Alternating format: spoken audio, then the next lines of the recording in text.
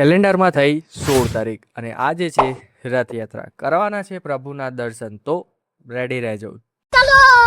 ઘરમાં બેઠા બેઠા તો મને ડીજેનો અવાજ સંભળાવા માંડ્યો અને બહાર જઈને જોયું ત્યારે તો નાના છોકરા સરસ કરતબ દેખાડતા હતા.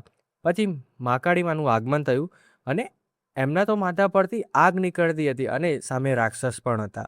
એમના પાછળ હતા ગણપતિ બાપ્પા અને પછી આયા કૃષ્ણ ભગવાન એમના રથ ઉપર, હાથમાં સુદર્શન ચક્ર લઈને. હવે પ્રભુની રાહ જોઈને બેઠા હતા. ફાઇનલી એમનો રથ આગળ આવીને ઊભો રહ્યો અને દર્શન કર્યા. તો કોમેન્ટમાં લખી દેજો જય જગન્નાથ.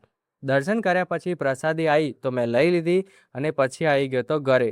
પ્રભુના દર્શન તો થયા પણ ગરમી પણ હતી અને પ્રસાદી પણ મળી, જેમાં હતા ગાંઠિયા, બુંદી, કાકડી અને મગ, જે બહુ મસ્ત હતી.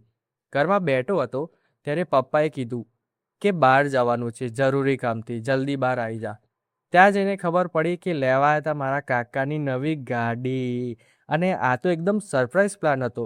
અને આ ખુશીથી મારા ભાઈએ નાચવાનું શરૂ કરી દીધું.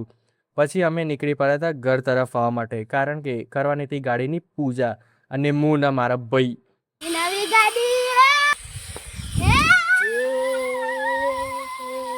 તો આજના વ્લોગમાં હતું આટલું. વ્લોગ ગમે તો લાઈક કરજો, ચેનલને સબસ્ક્રાઈબ કરવાનું ભૂલતા નહીં, શેર કરી દેજો. Bye bye.